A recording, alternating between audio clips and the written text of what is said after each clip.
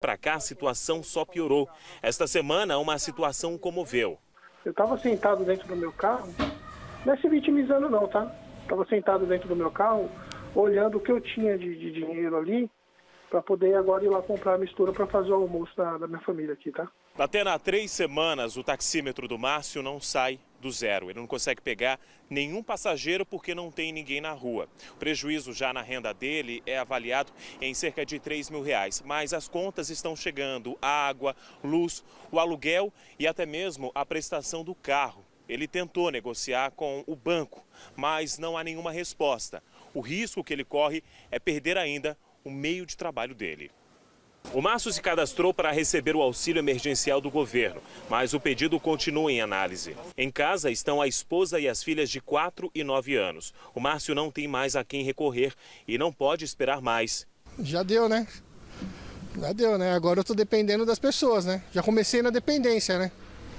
Já começou a dependência. Como eu disse para você, hoje eu fui retirar uma cesta básica, aí recebi mais um auxílio de uma passageira minha. E é isso daí, cara. Não tem ninguém por nós. Ninguém pelos taxistas de São Paulo. O pior é que ele fala isso chorando, com uma dor no coração terrível, né? Porque é um trabalhador, só quer trabalhar. Complicado, né? Na sequência, os excelentes Soineg e Lana Canepa vêm aí com o melhor jornal do Brasil, que é o Jornal da Band. Boa noite, obrigado e até amanhã.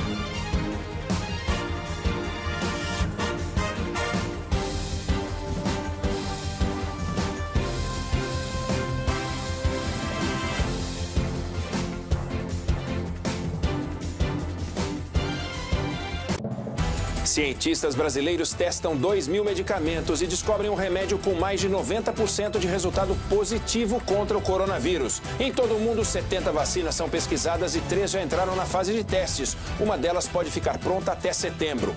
Homem de confiança do ministro da Saúde pede demissão, mas Mandetta não aceita e diz que os dois vão sair juntos. Governo costura ajuda para grandes empresas. Modelo é o mesmo que salvou o setor elétrico há 5 anos. Novas regras para a contratação de jovens e de adultos acima dos 55 anos pode gerar 1,5 milhão de empregos. Trump manda pôr seu nome nos cheques que serão enviados a 70 milhões de americanos e entrega da ajuda atrasa. Depois de um mês de quarentena, a Dinamarca é o primeiro país europeu a reabrir escolas. Autor de livros que se tornaram clássicos da literatura brasileira, Rubem Fonseca morre no Rio aos 94 anos, vítima de infarto. São João fora de época. Cidades no Nordeste estão adiando a festa para o segundo semestre. Drone falante vai alertar pessoas no Rio para manter distância e evitar formar multidões. Evitem aglomerações. Gabriel Medina entra na onda da solidariedade e faz camisetas para ajudar entidades que auxiliam o próximo. Depois de Rafael Nadal, agora foi a vez de Maria Sharapova se aventurar na cozinha e sai um gostoso sorvete de manga. Voltamos em instantes.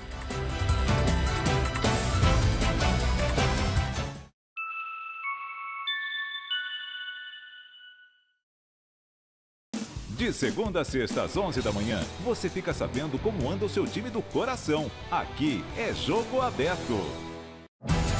Boa noite.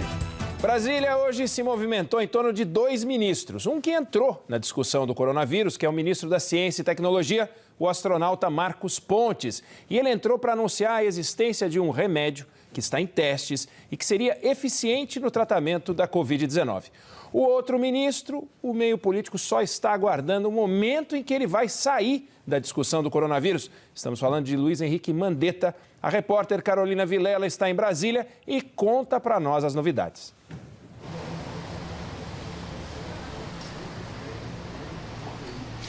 Oi, Neg. Então, foi mais um dia marcado por incertezas do sai ou não sai. Mas após muitas especulações e após o secretário de Vigilância em Saúde chegar a anunciar um pedido de demissão, Luiz Henrique Mandetta afirmou que fica à frente do Ministério da Saúde, pelo menos até o momento em que o presidente Jair Bolsonaro permitir. Em meio a toda essa crise na saúde, mais cedo, o ministro de Ciência e Tecnologia, Marcos Pontes, anunciou que o Brasil vai começar a testar um medicamento o qual classificou como promissor. O remédio, que não teve o nome revelado, demonstrou eficiência em 94% das análises que foram feitas em células infectadas por coronavírus. Pelo menos 500 pacientes com a doença devem passar por esses testes nas próximas semanas. E hoje, na entrevista coletiva, o Ministério da Saúde anunciou que recebeu 129 respiradores e 300 mil máscaras que foram doadas. Lana.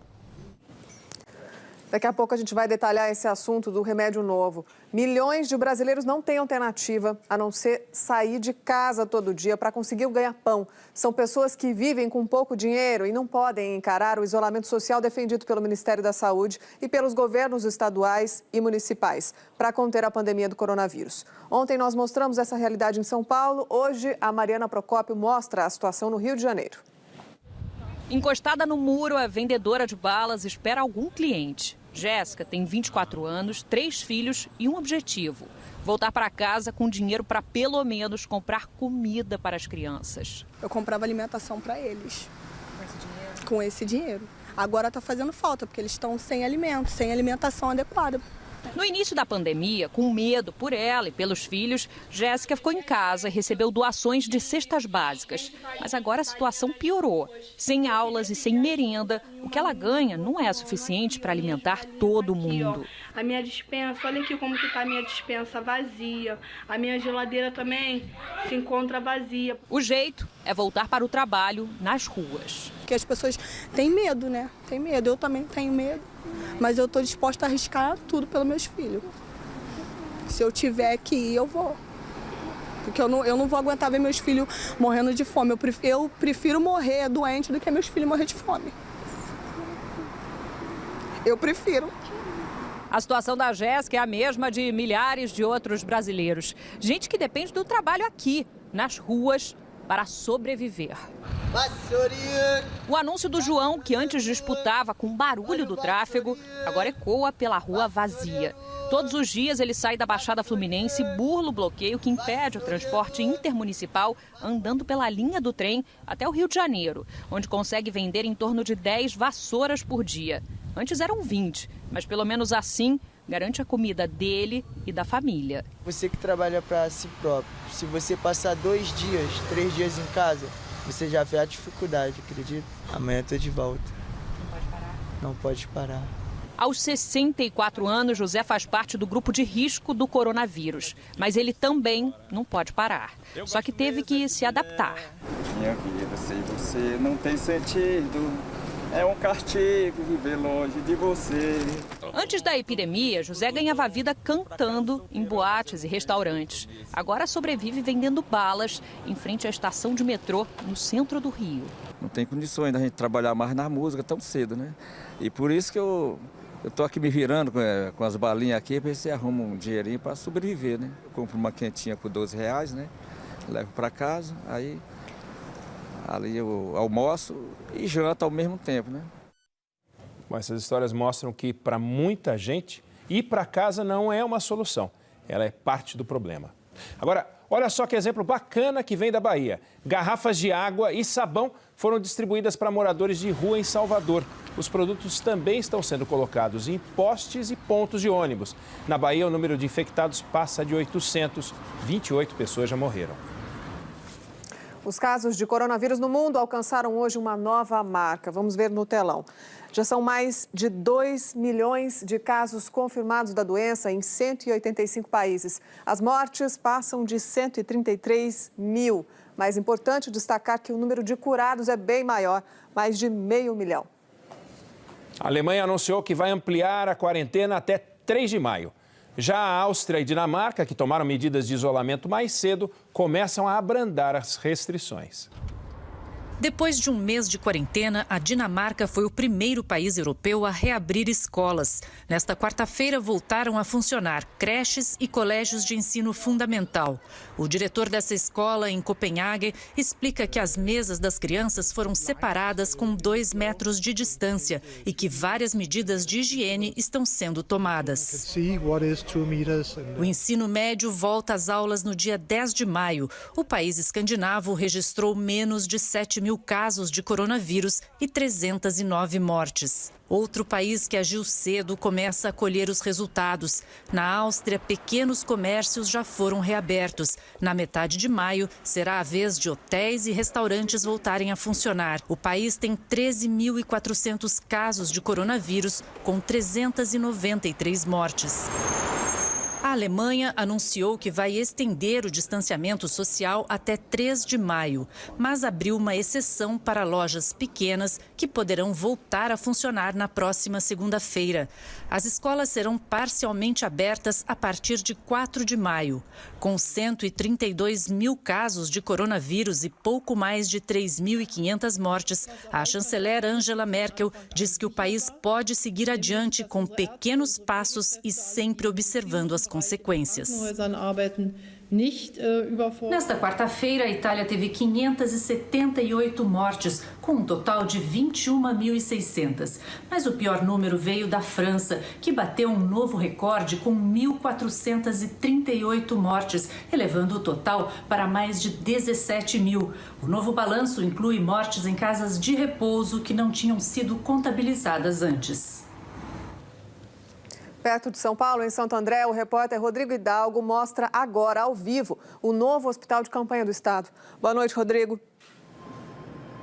Boa noite, Lana. Boa noite a todos. Este hospital de campanha aqui em Santo André, na Grande São Paulo, com 180 leitos, ficou pronto hoje. Nós estamos na ala onde vai funcionar a UTI. O hospital foi montado em um complexo esportivo da cidade. Os pacientes, eles serão encaminhados para cá. O objetivo é dar suporte à rede municipal de saúde no atendimento de pacientes diagnosticados com Covid-19.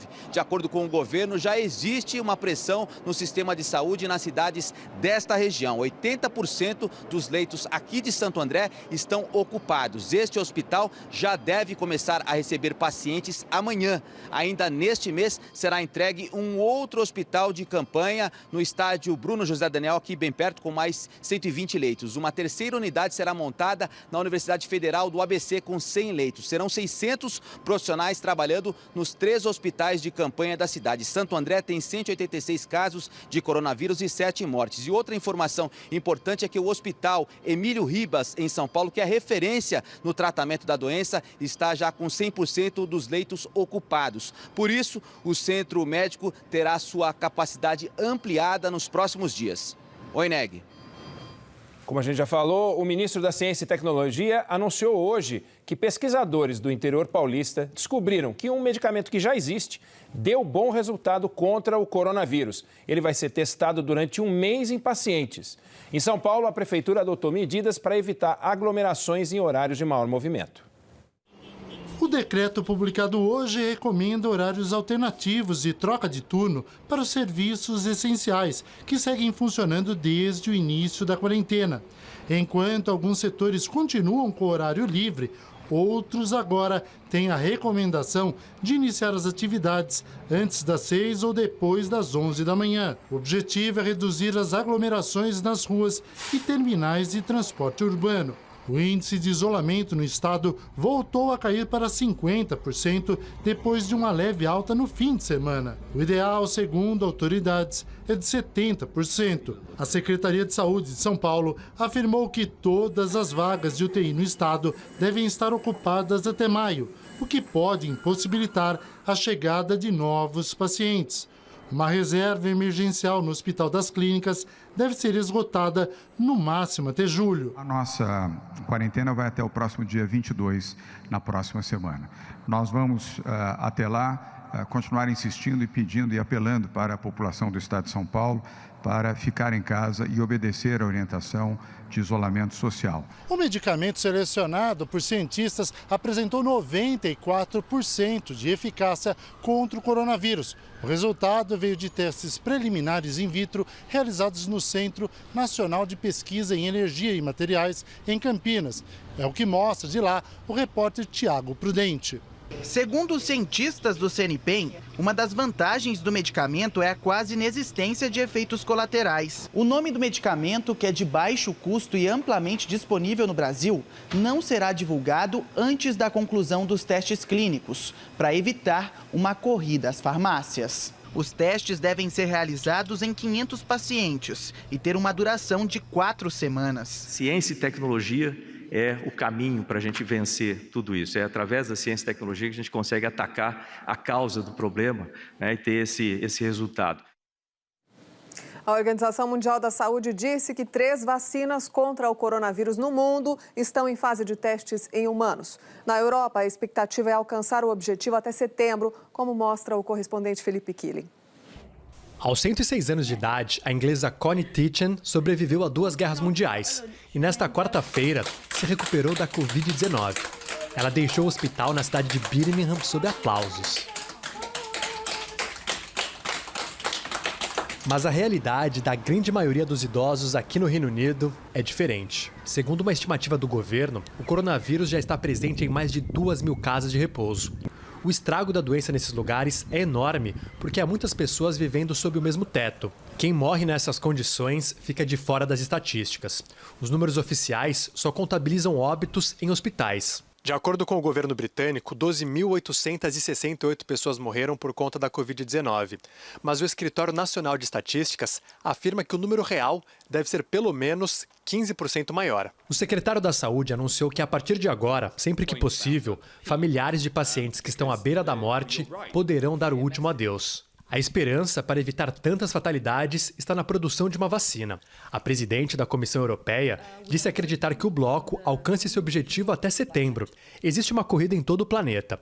O diretor da Organização Mundial da Saúde declarou que ao menos 70 vacinas estão sendo produzidas e 3 estão em fases de testes clínicos. 3 vaccines have already started clinical trials. Na Rússia, uma ideia que na teoria parecia boa, na prática se mostrou um fracasso.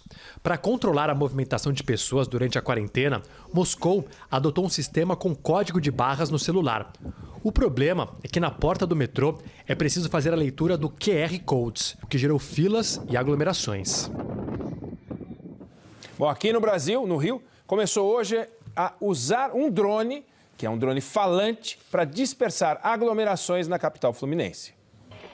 O equipamento tem um alto-falante acoplado e vai emitir mensagens para que os cariocas fiquem em casa ou mantenham a distância de 2 metros de outras pessoas. Atenção, a Prefeitura do Rio pede que todos evitem aglomerações. Elas facilitam o contágio do novo coronavírus. O drone vai ser acionado a partir das chamadas do Disque Aglomeração e também pelo rastreamento dos sinais de celulares da TIM. Em Florianópolis, pessoas com suspeita de contaminação pelo coronavírus começaram a passar por testes rápidos num posto drive-thru na região central da cidade. Ao todo, 750 pessoas vão ser testadas, segundo a prefeitura. Uma gota de sangue é coletada e o resultado sai em 30 minutos. Bandidos com máscaras usadas para proteger contra a Covid-19 invadiram uma loja de autopeças perto de Porto Alegre e fizeram a limpa. O dono da loja calcula que o prejuízo foi de R$15 mil.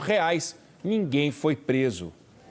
A polícia de São Paulo prendeu hoje o homem que matou uma mulher e colocou o corpo dentro de uma mala. Ele confessou o crime e disse que foi passional. Nesta cena, o criminoso arrasta a mala pela rua. Ele deixa a mala na calçada, tira a blusa e vai embora. A queda na procura finalmente derrubou preços de gasolina e diesel nas bombas de combustível. Marcos de Pato. Nos cartazes dos postos, o exemplo mais visível da lei da oferta e procura.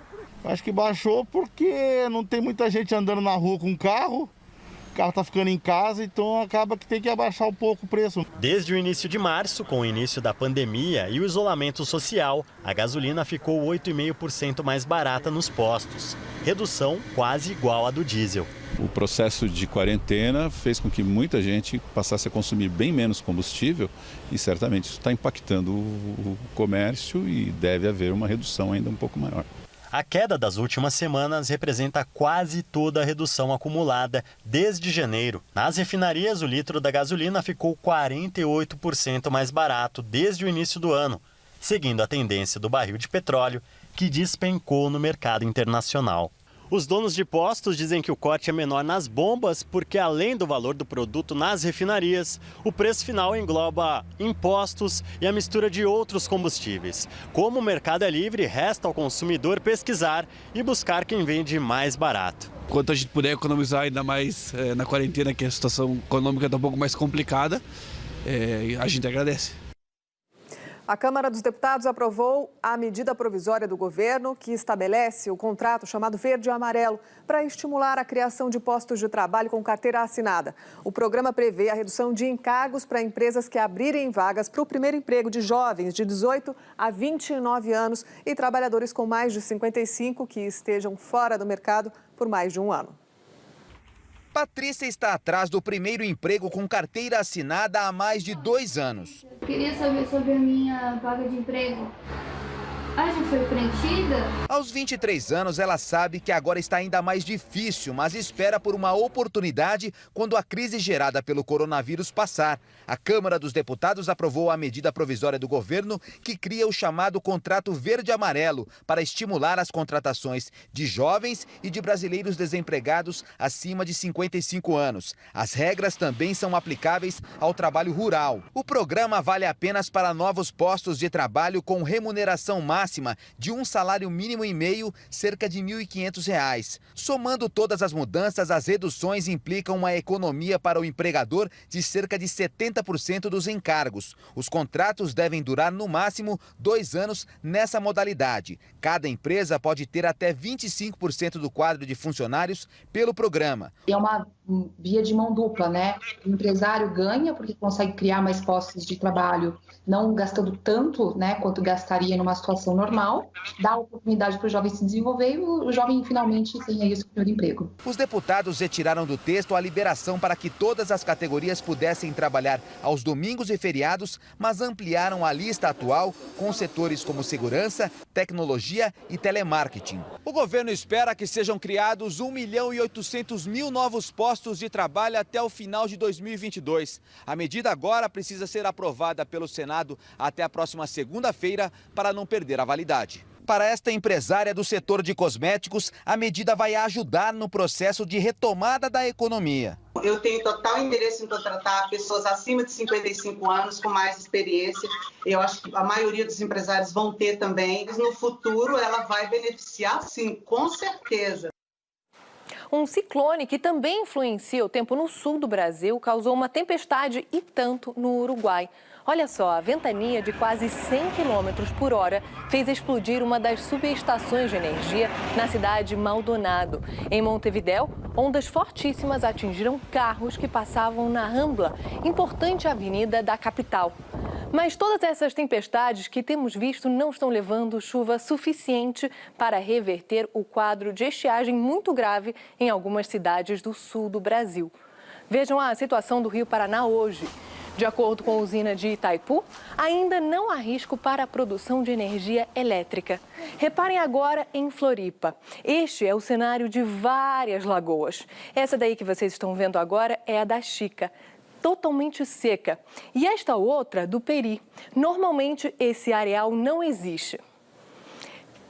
Em março, só choveu 20% do que era esperado, é pouquíssimo. E até agora, em abril, foram só 2 chuvinhas. A tendência é que se mantenha assim até o fim do mês. O pior é que já falta água em casas da Grande Floripa. Daqui a pouquinho eu volto com mais detalhes da previsão do tempo. As festas de São João, as esperadas festas de São João, estão sendo canceladas por todo o Brasil. Mas no Nordeste, tem cidade planejando fazer uma versão em outra época no segundo semestre. O São João de Campina Grande é considerado o maior do país. reúne 2 milhões de pessoas. Mas esse ano, a festança foi adiada. Para o mês de outubro, novembro, para ver se dá certo e a gente tem que conseguir vencer a crise. Na Bahia, 14 cidades com tradição junina já cancelaram os festejos. A decisão foi tomada com base nas recomendações do Ministério da Saúde e em estudos que alertam para o aumento da contaminação nos próximos 2 meses, inclusive em junho, quando é festejado São João. Além de evitar aglomerações, os municípios precisam economizar recursos para combater o coronavírus. Não só para fortalecer nossa rede de saúde, mas para montarmos também unidades de enfrentamento ao coronavírus. Por isso que é uma decisão dura, mas muito sábia. Para bandas de forró, o São João é o período de maior faturamento. Promover shows sem público, que esse show seja transmitido, né, pela televisão, pelo YouTube, pelas redes sociais, para que as pessoas não deixem de ter aquela festa ali, né, para não passar em branco. Certo é que juntos não vamos perder o passo nessa luta. Ai, que saudades que eu sinto das noites de São João, das noites tão... Aos poucos, cada vez mais cidades brasileiras estão tornando obrigatório o uso das máscaras de proteção para minimizar a contaminação por coronavírus. Pelo menos 5 cidades de Minas Gerais, incluindo a capital, Belo Horizonte, decretaram a obrigatoriedade do uso de máscara para as pessoas que circularem pelas cidades. Aqui em Lagoa Santa, o decreto já está valendo. Para andar pelas ruas da cidade e acessar os estabelecimentos, é obrigatório o uso da máscara. Nesta farmácia, por exemplo, quem estiver sem o equipamento de proteção é barrado na entrada. Se o cliente não estiver usando as máscaras, a gente atende na porta e nós orientamos ele a importância de utilizar as máscaras. Segundo a Prefeitura, os estabelecimentos que não respeitarem o decreto correm o risco de perder o alvará de funcionamento. O estabelecimento comercial, ele foi, no primeiro momento, advertido verbalmente. Ele tem 24 horas para se adequar. Num segundo momento, ele é notificado por escrito. Após essas duas abordagens, se ele não se adequar, aí a autuação com até podendo ser cassado o alvará dele. Em Belo Horizonte, o decreto foi anunciado ontem e passa a valer a partir de sexta-feira. Outras cidades do país também adotaram a medida. No Paraná, na cidade de Londrina, a obrigatoriedade começou a valer nesta quarta-feira. Em Manaus, a medida também foi anunciada. A pandemia de coronavírus despertou várias ações solidárias. Em São Paulo, 3 médicos criaram uma plataforma digital para atendimento online e gratuito. Paciente em Salvador, médico em São Paulo. Bom dia, Rodrigo. Quantos anos você tem? 36. A consulta remota faz parte do projeto Missão Covid, uma plataforma online criada para atendimento gratuito de pessoas com suspeita de Covid-19. A ideia é orientar o tratamento e evitar idas desnecessárias às unidades de saúde. Eles mesmos têm a suspeita da Covid-19 e eles querem ajuda. Então, a gente consegue, além de fazer uma orientação médica, a gente leva conforto para esses pacientes. Qualquer pessoa pode entrar no site missãocovid.com.br e se cadastrar. Eu já preenchi todos os meus dados no sistema e agora chega uma ligação automática. Olá, somos do Missão Covid. Seja muito bem-vindo. Essa gravação fala todos os sintomas da Covid-19 e o paciente só segue para um atendimento com um médico de verdade se afirmar sentir um desses sintomas. Um dos 700 médicos cadastrados liga para o paciente por chamada de vídeo. Para fazer parte do projeto, o profissional precisa ter registro no Conselho Federal de Medicina.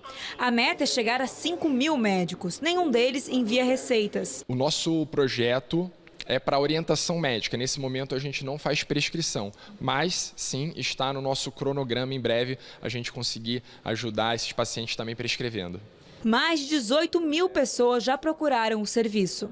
A nossa plataforma hoje, por exemplo, ela chega em lugares remotos, onde a unidade de saúde é muito longe ou ela é precária, ele não tem acesso à informação. No Rio, com o fechamento de escolas, por causa do coronavírus, muitas famílias passam dificuldades porque não conseguem receber auxílio para ajudar na alimentação dos filhos. Se a vida antes da quarentena já era difícil para Janaína, agora a situação piorou.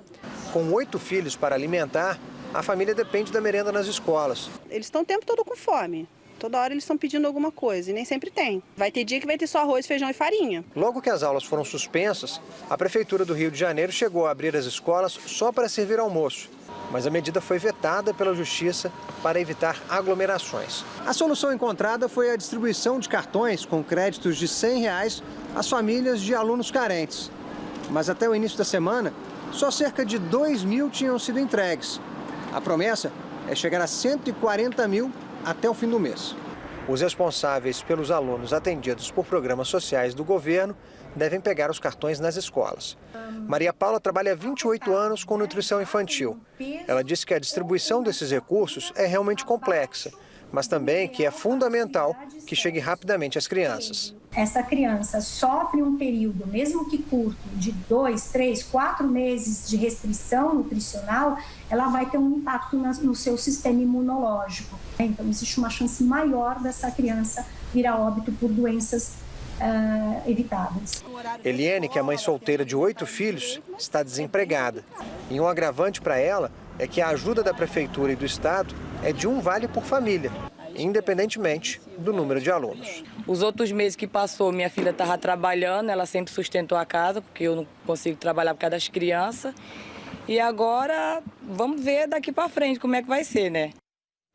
Os distúrbios alimentares podem aparecer logo cedo, ainda na infância. Quem nunca ouviu aquele não gosto disso, não quero aquilo?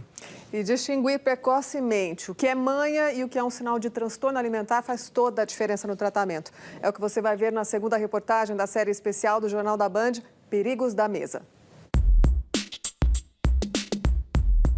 Tão pequeno e cheio de energia. Nem parece, mas o Eric, de 3 anos, está em tratamento contra um transtorno alimentar que tem sido cada vez mais frequente entre crianças. Eu cheguei a ver 4 pediatras e 4 dizendo que era uma fase. E você volta frustrada, enfim, triste, chateada, desesperada, que você acha que seu filho vai cair duro a qualquer momento porque está desnutrido.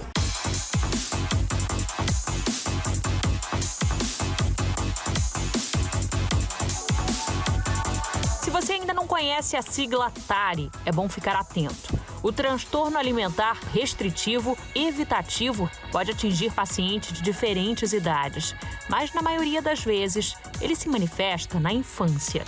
Normalmente, a criança começa rejeitando um alimento específico e logo em seguida essa restrição é ampliada. Em geral, no início, ela deixa de comer frutas, legumes e verduras. E se não for identificado e tratado, o transtorno tende a piorar com o tempo. Não são raros relatos de pacientes que passaram a só aceitar 4 alimentos, ou às vezes até menos. Eu já tive casos de crianças que só comiam feijão. Já tive crianças assim que aceitava, por exemplo, só arroz e nugget. Só. Mas atenção, o transtorno é bem diferente daquela criança cheia de vontades na hora de comer. Uma criança, digamos assim, chatinha pra comer, entre aspas, né? Mas assim, quando você vai numa festinha, ela come pipoca, ela toma um refrigerante, ela come um bolinho. Essa criança, ela não é uma criança seletiva. Relatos do TARI são antigos, mas antes apareciam quase sempre em crianças autistas. Na última década, no entanto, houve um aumento da doença entre o público em geral. Tanto que em 2013 o distúrbio foi classificado como transtorno alimentar. Para especialistas, a explicação para o crescimento do número de casos passa pela mudança nos hábitos alimentares. Quando a gente pega um bebezinho, né, que ele tem lá 6 meses, a família tem todo um cuidado com a alimentação dele, né, faz a comidinha toda especial. Conforme essa criança vai crescendo, isso vai se perdendo. E aí o que vem chegando? Os alimentos industrializados. Né? Esses alimentos, eles têm excesso de açúcar, excesso de sal. O tratamento do TARI inclui trazer a criança para dentro da cozinha e fazer com que ela acompanhe como o alimento é preparado e com que ela sinta também a textura, o cheiro, como o Eric está fazendo agora. Está preparando uma panqueca, não é isso, Eric? Você está preparando uma panqueca? Eu tô tentando pegar a gema. Tentando pegar a gema. Com o Eric, o transtorno começou quando o pai, que trabalhava em casa, mudou de emprego. Pouco a pouco, ele foi restringindo os alimentos nas refeições, até que chegou ao ponto que só aceitava macarrão. Você quer o quê? Não pão de pastas. Pão de passas, você gosta? Pão de passas, a gente vai pegar já, tá? Deixa a mamãe acabar. Isso já é uma vitória? Já, super, é uma vitória. É uma vitória, primeiro, ele pedir um alimento. Segundo, era um pão integral de passas, então, assim, era uma coisa super saudável. Priscila passou por 4 pediatras até encontrar uma nutricionista especializada. Um ano depois, o Eric já melhorou o paladar e come de tudo um pouco. Ou melhor, quase tudo. O menino ainda não aceita as refeições na escola. E comer bem também pode virar um transtorno quando se tem uma alimentação extremamente saudável. Quando esse comportamento vira obsessão, chamamos de ortorexia nervosa. Embora ainda não tenha sido reconhecido como um transtorno alimentar, está no centro da discussão de especialistas diante do aumento no número de casos. O exagero em relação a isso leva a uma restrição alimentar cada vez maior, inclusive um afastamento social. Por quê? Não vai a uma festa porque ela não come, né, nada que tenha naquela festa. Em geral, a ortorexia vem acompanhada de outros distúrbios. Fui cortando tudo e aí sobrou só legume no vapor, frango grelhado e salada. Era só o que eu podia comer. E aí, a cada tanto, eu tinha um episódio de perder o controle e comer tudo que eu tinha vontade de comer e tudo que eu me proibia. Miriam Botan é influenciadora digital. Tem quase 650 mil seguidores e uma longa história de luta contra transtornos alimentares. Alternava períodos de dieta rigorosa com os de compulsão. No auge da crise, Miriam procurou uma nutricionista em busca de uma alimentação equilibrada. O caminho correto, no entanto, foi percorrido de maneira errada. Como as questões psicológicas continuavam lá, a dieta e os exercícios físicos viraram uma obsessão que não aparecia nas fotos. Pessoas que me seguiam na época que eu era fitness ali, que eu tinha essa época ortoréxica, elas não sabiam, por exemplo, que por trás eu bebia demais, que eu tinha compulsão alimentar e vomitava. Aos 32 anos, Miriam segue em tratamento. Nas redes sociais, ela faz questão de mostrar a luta contra o transtorno, sem medo das críticas e sem tabu. Não é que eu deixei o corpo magro para trás, eu deixei aquela vida que era muito difícil de viver para mim, que me causava muito estresse, muita ansiedade e que eu era realmente infeliz.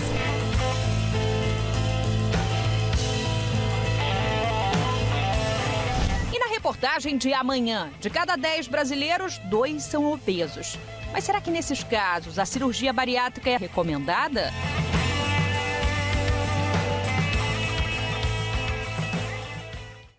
O sino da Catedral de Notre-Dame, em Paris, badalou hoje para marcar um ano do incêndio que destruiu parte da igreja no dia 15 de abril de 2019. O som quebrou o silêncio da quarentena na França. A pandemia de coronavírus deve atrasar as obras, mas o presidente Emmanuel Macron reiterou a promessa de reconstruir a catedral em 5 anos. Renegociar dívidas e adaptar o negócio. Essa é a fórmula que muitas indústrias estão usando para sobreviver à crise. O repórter Márcio Campos mostra exemplos de medidas que estão ajudando os empresários a superar as dificuldades. A linha de produção aqui era exclusiva de produtos de beleza. Mas agora o que sai da fábrica de cosméticos são embalagens grandes, cheias de álcool em gel e também sabonetes. Apenas 30% dos funcionários vêm trabalhar. Todo o setor administrativo da empresa trabalha de casa. O proprietário do imóvel aceitou reduzir o valor do aluguel em 50% enquanto durar a pandemia. E os contratos com fornecedores foram renegociados. Além dessas medidas, a empresa aguarda uma linha de crédito do governo. Todo o esforço para evitar demissões. Colocando na ponta do lápis, com os juros que estão cobrando, é muito mais fácil manter os empregos, é muito mais coerente manter os empregos do que demitir agora. Nesta fábrica de utensílios de metal e artigos de decoração, mais de 70% dos pedidos foram suspensos ou cancelados. Dos 70 funcionários, apenas 20 estão trabalhando.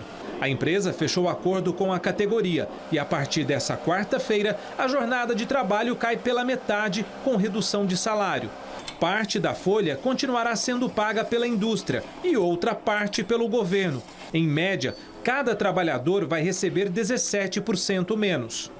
Outra saída foi oferecer o estoque da empresa para que o lojista possa vender os produtos sem precisar comprar antes. Se o comerciante conseguir negociar, o material sai daqui direto para o cliente. Esse é um momento que todo mundo tem que se ajudar um pouco, tem que ter flexibilidade, né? E a gente precisa ser ágil nas decisões. Bom, presta atenção ao endereço que aparece aí na tela, porque o Ministério da Economia pôs em destaque no portal, nesse endereço, um programa de perguntas e respostas para tirar as principais dúvidas de empresários, sejam empresários pequenos, médios ou grandes. Um lado, fila do outro, agência da Caixa e posto da Receita Federal frente a frente em Duque de Caxias, na Baixada Fluminense. Enquanto alguns foram em busca do auxílio emergencial no banco, outros tentavam regularizar o CPF, condição indispensável para receber os R$600. Não consegui fazer pela internet nem pelo correio, que a maioria eles conseguem pelo correio. Aí o correio mandou para aqui. Eu estou desde meia-noite aqui. Para evitar aglomeração, guardas municipais alertaram sobre os cuidados contra o coronavírus. E sair de casa com a máscara, por favor. Quando chegar em casa, lavar a roupa, tá? Tomar um banho, lavar a roupa, não usar a mesma roupa no mesmo dia. Em São Paulo, mais uma vez, as agências também ficaram lotadas. E as dúvidas de quem esperava para ser atendido ainda são muitas. Eu tentei fazer o cadastro, do auxílio emergencial pela internet.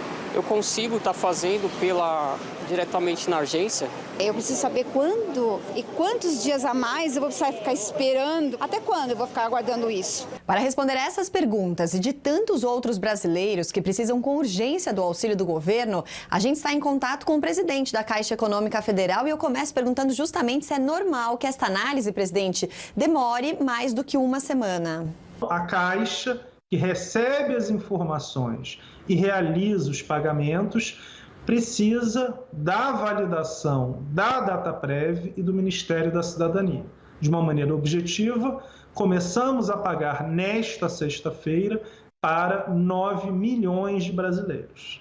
Eu que não tenho conta no Banco da Caixa Econômica e nem no Banco do Brasil, como seria para mim estar fazendo a entrada do auxílio emergencial? Se ele tem conta em qualquer outro banco que não o Banco do Brasil ou Caixa, nós podemos realizar a TED. Se ele não tem conta em banco nenhum, nós abrimos uma conta digital de graça. Pelas redes sociais do Band Jornalismo também chegam muitas dúvidas, como essa do David. Sobre a questão quando você faz o preenchimento do cadastro. Se tem como arrumar, mesmo na análise. A partir da semana que vem, nós abriremos sim o espaço para eventuais correções. Bom, como vocês viram, foi a reportagem sobre dúvidas que as pessoas têm sobre como receber o auxílio, como receber o dinheiro, que é muito importante, esse auxílio emergencial de R$600. Vamos agora para o futebol. Agora as notícias do esporte. Durante reunião com a CBF, os clubes brasileiros decidiram hoje esticar as férias dos jogadores. A maioria dos dirigentes dos times das séries A e B do Brasileirão concordou em estender o período até o dia 30. Apenas Flamengo, Vasco e Botafogo não quiseram aumentar as férias. Eles preferem aguardar estudos que estão sendo realizados sobre a possibilidade de o Campeonato Carioca voltar já em maio. A Federação de Futebol do Rio de Janeiro montou uma comissão de médicos para elaborar um documento próprio batizado de Jogo Seguro, todos com portões fechados. São ações que vão desde os treinos em grupo até a locomoção de funcionários dos clubes. Vale lembrar que o futebol só volta quando as autoridades de saúde permitirem. Depois de liberar dinheiro para pequenas e médias empresas, o governo vai socorrer as grandes corporações responsáveis pela geração de milhares de empregos. A equipe econômica avalia abrir financiamentos com bancos públicos. Máquinas paradas em setores estratégicos, aviões no solo, companhias responsáveis por milhares de empregos, assim, vazias. Cerca de 80% dos postos de trabalho no Brasil são gerados por áreas duramente afetadas pela crise do coronavírus, como indústria, serviços, comércio e construção civil. Micro, pequenas e médias empresas já têm à disposição financiamentos de quase 60 bilhões de reais para ajudar a segurar o PIB e as carteiras assinadas. Agora a equipe econômica avalia o que fazer com as grandes. A ideia é abrir linhas de crédito com o BNDES, Banco do Brasil e grandes instituições privadas que devem facilitar o pagamento de dívidas atuais e futuras. O governo entraria como fiador de novos empréstimos e, em alguns casos específicos, poderia até se tornar acionista das companhias. Mas essa seria a última opção. A expectativa da equipe econômica é ajudar empresas do setor aéreo, automotivo, elétrico e grandes varejistas que não sejam da área de alimentos. Juntas, elas empregam mais de 10 milhões de pessoas. Seria algo nos moldes do que foi feito em 2015 para salvar o setor elétrico. Na época, o pacote custou 20 bilhões de reais. É muito mais barato você manter emprego do que criar emprego, a mesma coisa para a empresa. É muito mais fácil você manter uma empresa viva do que deixar ela morrer e lá na frente você esperar que ela tenha recursos e queira arriscar de novo. Hoje, Paulo Guedes conversou com ministros das 20 maiores economias do mundo. O documento assinado pelos integrantes do G20 deixa clara a preocupação com o pós-crise. Em tempos de uma doença planetária, a avaliação é de que a solução também tem de ser globalizada. Entre as prioridades estão a garantia dos empregos e rendas da população, além do apoio à economia global. Diante dos juros mais baixos da história, o governo brasileiro tem reiterado que não vai faltar dinheiro para o combate ao coronavírus. Bom, e a pandemia nos Estados Unidos já produziu quase 11 mil mortes só em Nova York. Uma situação gravíssima. I don't think people understand how stressful this job is. I wouldn't trade it for anything in the world, but it's so stressful. Dineio Small é enfermeira e desde março está em Nova York ajudando no atendimento de casos graves de Covid-19. Depois de ter comunicado a morte de um grande número de pessoas, Dineio não aguentou. I'm tired of walking into rooms and your patient's dead. You just walk into a room and there's a dead body there. Até agora, 9 mil profissionais de saúde foram infectados pelo coronavírus. Hospitais sem recursos começam a receber respiradores recondicionados. O FDA autorizou que peças de 4 milhões de equipamentos sejam esterilizadas e reaproveitadas. 30% dos casos de coronavírus no mundo estão nos Estados Unidos. São mais de 622 mil. A maioria está na cidade de Nova York. Até agora, são 10.899 mortos. Esse aumento no número de casos na cidade foi registrado depois que o governo tomou uma decisão inédita. Acrescentou 3.778 pessoas que faleceram em casa sem terem sido testadas, mas com sintomas de Covid-19.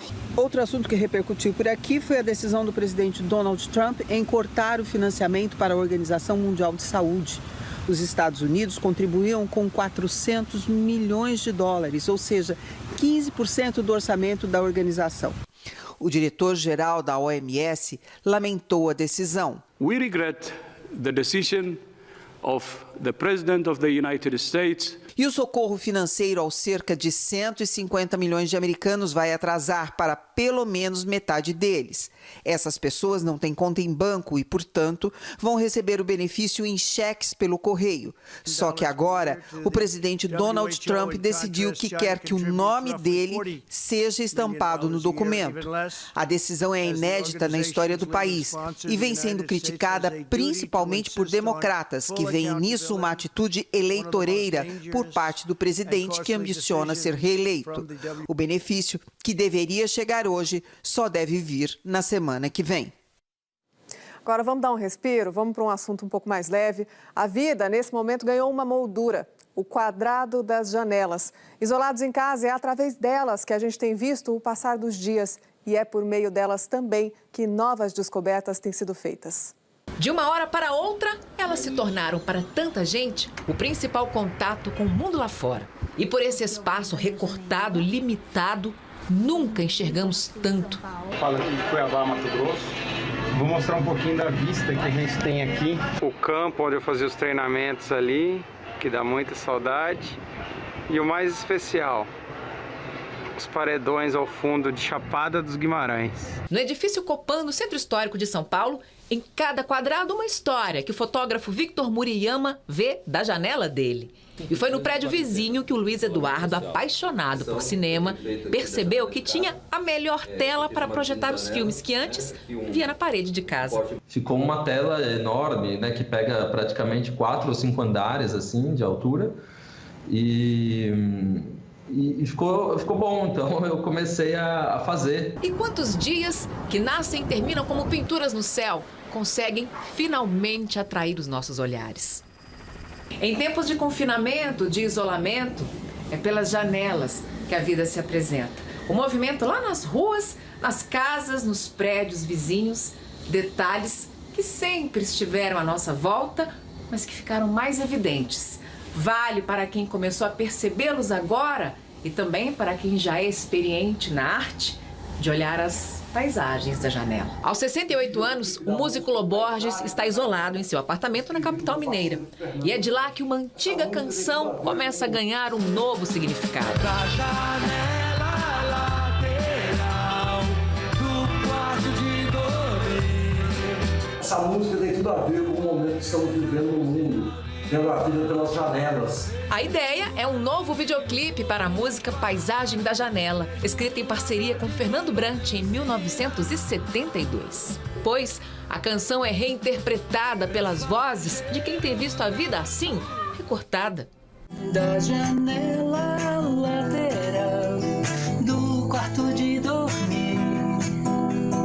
Vejo igreja, um sinal de glória. Vejo um muro branco. Em uma semana, a equipe recebeu mais de 1000 vídeos do mundo todo. Mistérios, cavaleiro e senhor de casa e árvores, sem querer descanso nem dominical. O projeto deve ficar pronto no fim de abril. Uma colcha de retalhos feita de janelas e paisagens tão diferentes, abertas para a mesma direção. Um novo jeito de olhar para o mundo. A seguir, homem de confiança do ministro da Saúde pede demissão, mas Mandetta não aceita e diz que os dois vão sair juntos. E ainda a obra do escritor Rubem Fonseca, que morreu no Rio de Janeiro de infarto aos 94 anos. Daqui a pouco, no Jornal da Band.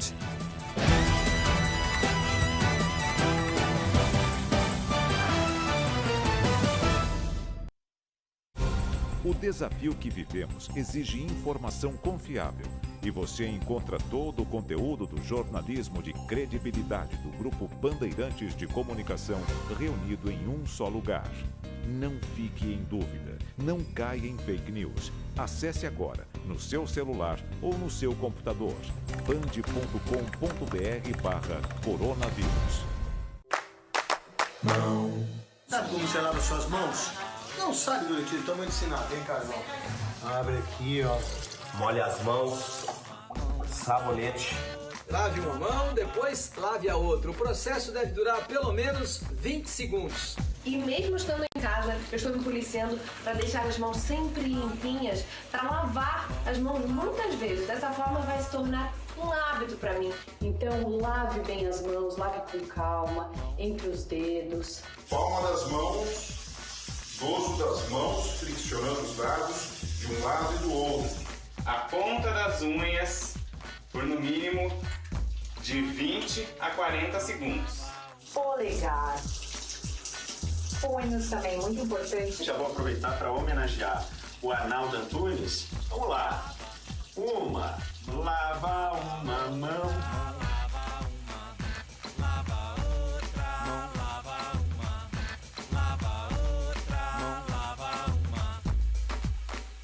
A doença vai embora junto com a sujeira.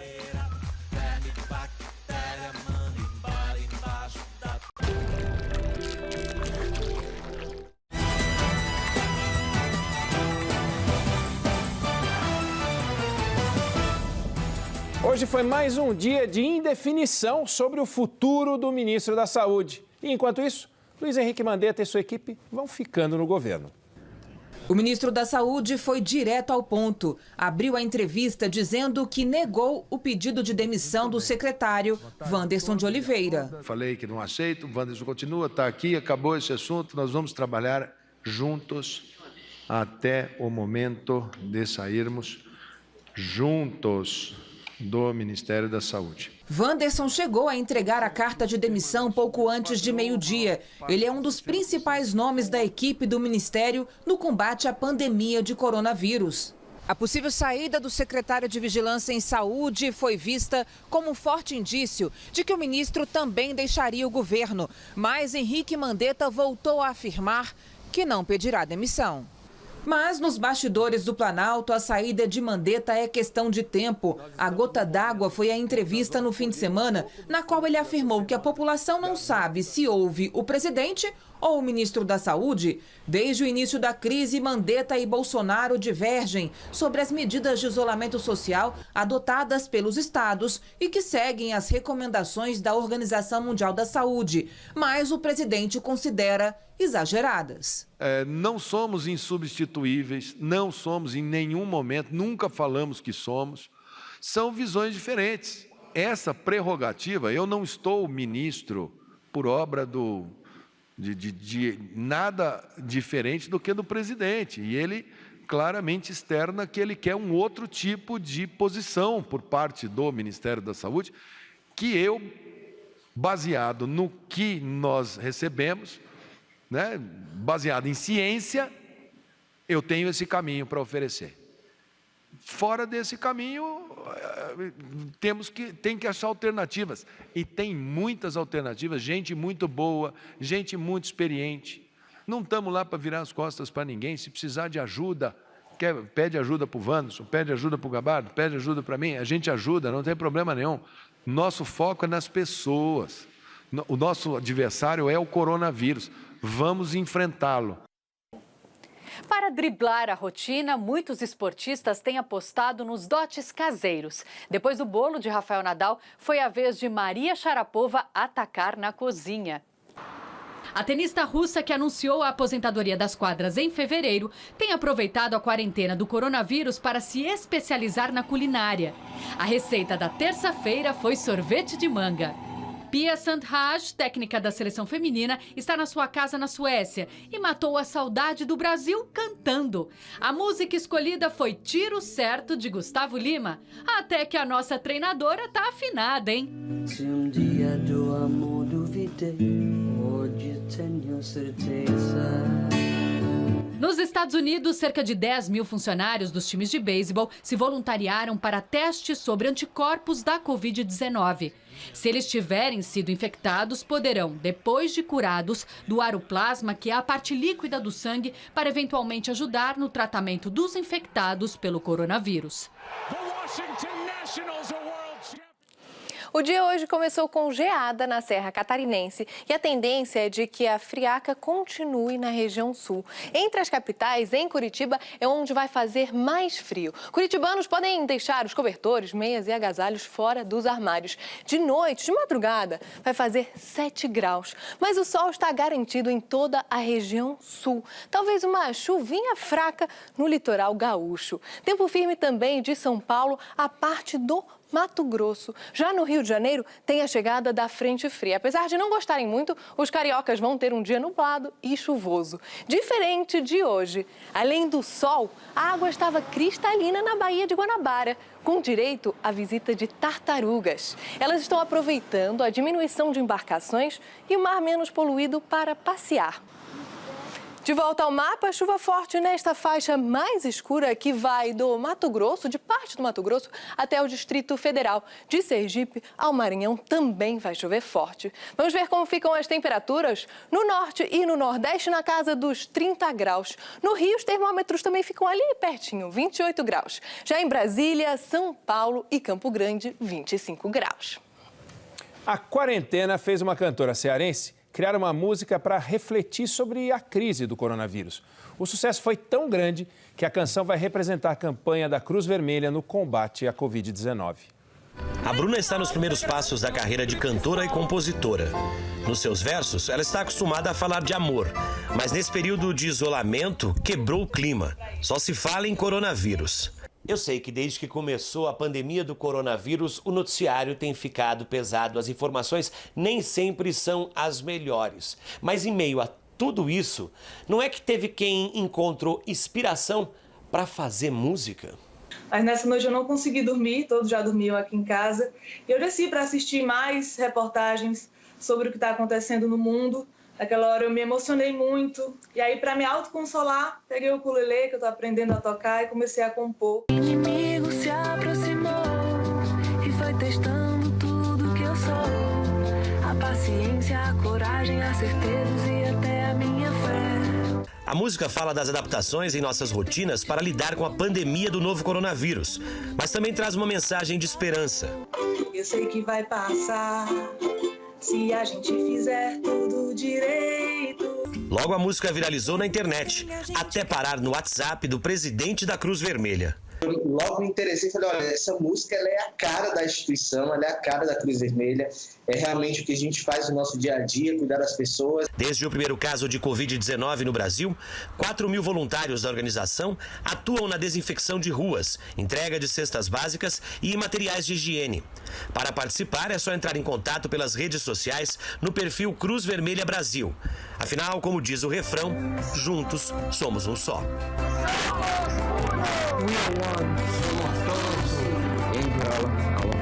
Somos todos unidos. E a música da Bruna virou tema de uma campanha da Band. O lançamento do clipe será hoje, no Band Notícias, às 10 horas da noite. Morreu hoje no Rio, aos 94 anos, Rubem Fonseca, um dos maiores escritores do Brasil. Fernando Davi. José Rubem Fonseca nasceu em 1925 em Juiz de Fora, em Minas Gerais, mas foi no Rio de Janeiro que aconteceu a trajetória de um dos mais intrigantes personagens da nossa literatura. Formado em Direito, Fonseca foi comissário de polícia, período em que colecionou experiências que inspiraram sua obra. É um moralista, no sentido latino, não moralizante que quer, vamos dizer, proibir, quer interditar. Nada disso, ao contrário, é uma literatura libertária. Mas ele, sendo um moralista, ele se ocupa e se preocupa muito quem nós somos, que seres cruéis nós somos. Rubem Fonseca era dono de um estilo próprio, um erudito com linguagem seca e direta, que misturava erotismo e violência, ficção, com pitadas de realidade. Como no romance policial Agosto, uma das mais importantes obras do autor, ambientada aqui no Palácio do Catete, que conta a história do suicídio de Getúlio Vargas. Foram mais de 30 crônicas, contos e romances, entre eles Feliz Ano Novo, Bufo e Spallanzani e Secreções, Excreções e Guisatinos. Em 2003, venceu o prêmio Camões, o mais prestigiado da literatura em língua portuguesa. Rubem Fonseca morreu um mês antes de completar 95 anos, na tarde dessa quarta-feira, no Hospital Samaritano, onde estava internado, depois de sofrer um infarto.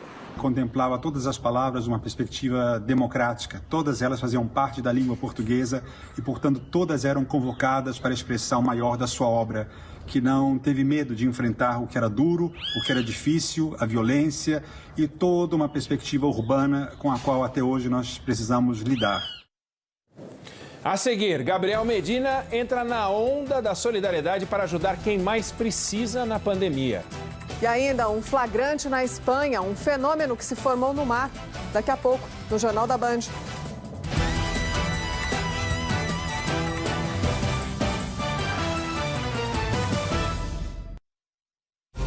O desafio que vivemos exige informação confiável. E você encontra todo o conteúdo do jornalismo de credibilidade do Grupo Bandeirantes de Comunicação reunido em um só lugar. Não fique em dúvida, não caia em fake news. Acesse agora, no seu celular ou no seu computador, band.com.br/coronavírus. Sabe como você lava suas mãos? Não sabe, Domitila? Então eu vou ensinar. Vem cá, irmão. Abre aqui, ó. Molhe as mãos, sabonete. Lave uma mão, depois lave a outra. O processo deve durar pelo menos 20 segundos. E mesmo estando em casa, eu estou me policiando para deixar as mãos sempre limpinhas, para lavar as mãos muitas vezes. Dessa forma vai se tornar um hábito para mim. Então lave bem as mãos, lave com calma, entre os dedos. Palma das mãos, dorso das mãos, friccionando os lados de um lado e do outro. A ponta das unhas por no mínimo de 20 a 40 segundos.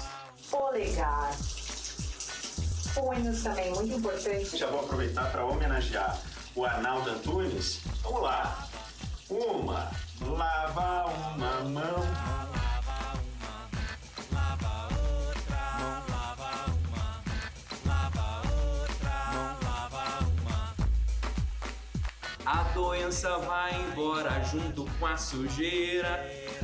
Verme, bactéria, manda embora embaixo da torneira. Água uma, água outra, água uma, água outra, água uma, lava outra, lava uma, lava outra, lava uma. Depois de brincar no chão de areia a tarde inteira, antes de comer, beber, lamber, pegar na mamadeira.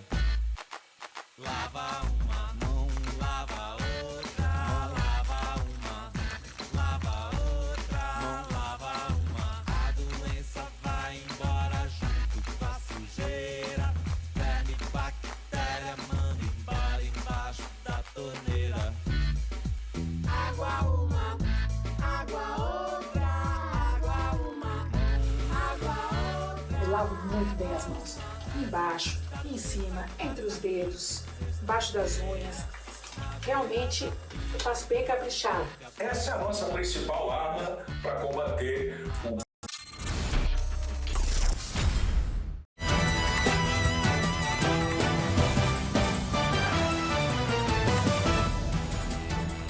Governadores e prefeitos podem decidir sobre isolamento social e outras medidas restritivas em seus respectivos territórios. A decisão é do Supremo Tribunal Federal, que confirmou hoje a liminar do ministro Marco Aurélio. E o STF decide amanhã se acordos de redução de jornada de trabalho e salário precisam ou não do aval dos sindicatos. A medida provisória do governo autorizou as reduções a partir de acordos individuais ou coletivos. Olha, essa votação de amanhã sobre os acordos é muito importante. Empresas e colaboradores precisam ter o direito de resolver sozinhos o que fazer. O nome disso é liberdade. E liberdade para os dois lados, porque é linda, é romântica essa ideia de que se pode resolver tudo coletivamente. Só que essa ideia coletiva ela não funciona, ela inviabiliza qualquer negociação. Aí a gente fica com o pior dos mundos, ainda mais numa crise como essa. A gente fica sem poder discutir redução de jornada de trabalho e de salário. E no lugar disso, adivinha o que vai entrar? E sem nenhuma discussão. A jornada de trabalho zero e o salário zero, ou seja, desemprego. Jogadora do mundo, Marta aproveitou para mudar o visual. É só uma pontinha, viu? 6 vezes eleita a melhor jogadora do mundo pela FIFA, Marta fez caras e bocas enquanto cortava o cabelo em casa. E ainda brincou com a novidade. Gente, eu falei só uma pontinha. Ela tá levando a sério o negócio aqui, ó. Tô com medo. Tudo certo, né, gente? Sobrou bastante cabelo aí, ó. O bicampeão mundial de surf, Gabriel Medina, aproveitou o tempo para produzir 50 camisetas personalizadas bem coloridas. A ideia é vender as peças para ajudar uma ONG ou alguma instituição de caridade. O zagueiro Davi Luiz do Arsenal inventou um novo desafio e mostrou categoria ao lançar o saquinho de chá com o pé. Tom Brady, astro do futebol americano, entrou na lista dos atletas famosos que estão fazendo desafios para arrecadar $1 milhão. O valor será distribuído para instituições de caridade. O leilão de Brady dá direito a um ingresso com mais 3 acompanhantes para ver sua estreia pelo Tampa Bay. O lance mínimo é de $50 mil, cerca de R$262 mil. O vencedor também vai jantar com ele e ganhar a camisa do jogo. A seguir, a história por trás de uma imagem marcante da pandemia do coronavírus. Daqui a pouco, no Jornal da Band.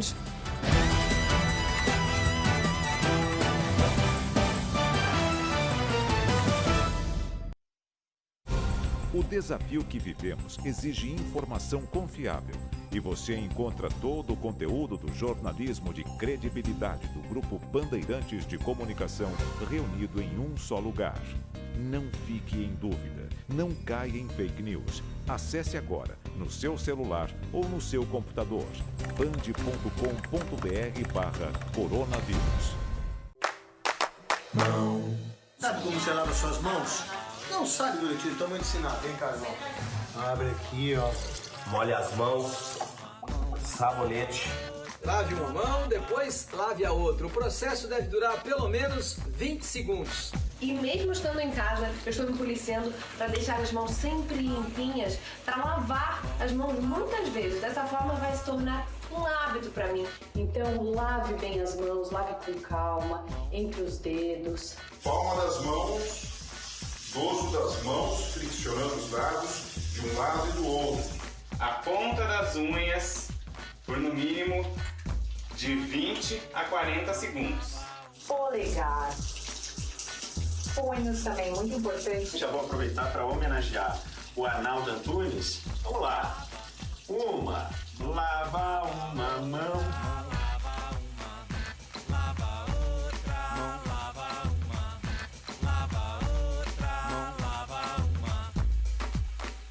A doença vai embora junto com a sujeira. Verme, bactéria, manda embora embaixo da torneira. Água uma, água outra, água uma, água outra, lava outra, lava uma, lava outra. Supremo manda cortar taxa de cheque especial. E o flagrante impressionante de um redemoinho de poeira na Romênia. Voltamos em 2 minutos.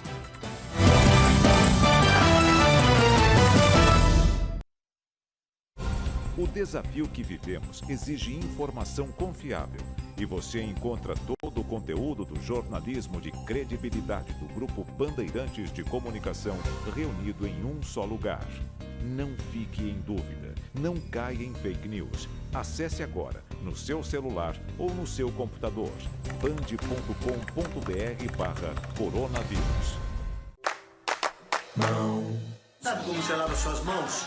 Não sabe, Domitila? Então vou ensinar. Vem cá, irmão. Abre aqui, ó. Molha as mãos, sabonete.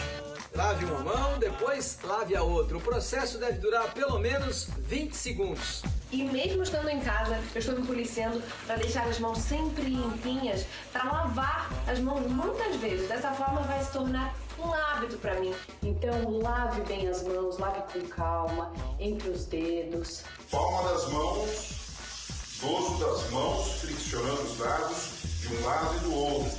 A ponta das unhas por no mínimo de 20 a 40 segundos. Polegar. Punhos também, muito importante. Já vou aproveitar para homenagear o Arnaldo Antunes. Vamos lá. Lava uma mão.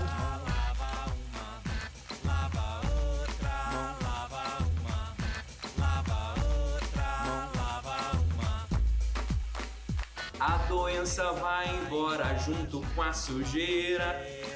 Verme, bactéria, manda embora embaixo da torneira. Água uma, água outra, água uma, água outra, lava outra, lava uma, lava outra, lava uma. Depois de brincar no chão de areia a tarde inteira. De comer, beber, lamber, pegar na mamadeira. Lava uma mão, lava outra, lava uma, lava.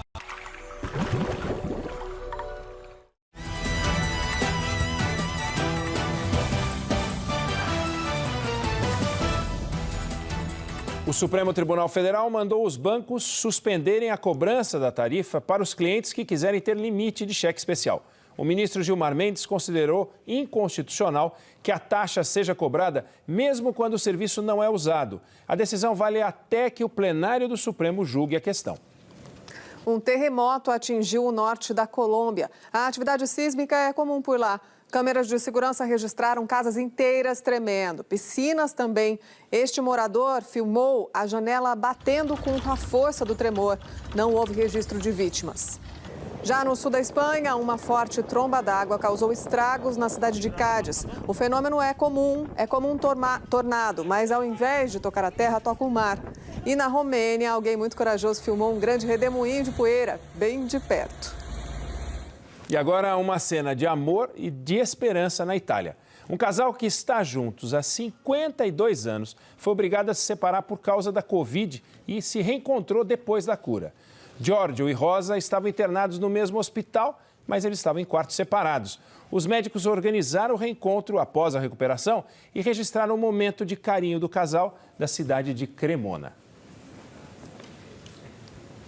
E o Jornal da Band termina aqui. Você fica agora com a novela Ouro Verde, mais informações no Band Notícias, o seu jornal das 10 da noite. Uma ótima noite para você. Boa noite e amanhã tem mais.